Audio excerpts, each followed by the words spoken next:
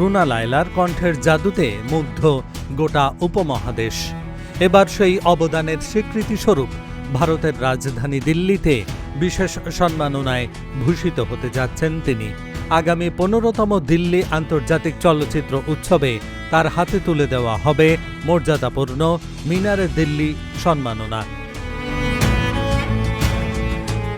ভারতের চলচ্চিত্র ও সম্প্রচার মন্ত্রণালয়ের অঙ্গসংস্থা হিসেবে আয়োজিত এই উৎসবটি আগামী 4 থেকে 8 মে পর্যন্ত চলবে।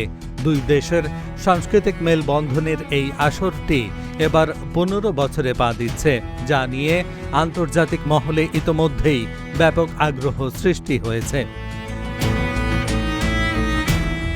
এই প্রাপ্তিতে উচ্ছ্বাস প্রকাশ করে সামাজিক মাধ্যমে রুনা লায়লা লিখেছেন, মর্যাদাপূর্ণ মিনারে দিল্লি সম্মানে ভূষিত করার নিমন্ত্রণের জন্য দিল্লি আন্তর্জাতিক চলচ্চিত্র উৎসব কর্তৃপক্ষকে অসংখ্য ধন্যবাদ। এর অপেক্ষায় রইলাম, দেখা হবে সেখানে। রুনা লায়লার পাশাপাশি এই আয়োজনে অংশ নেবেন উপমহাদেশের নামী তারকারা।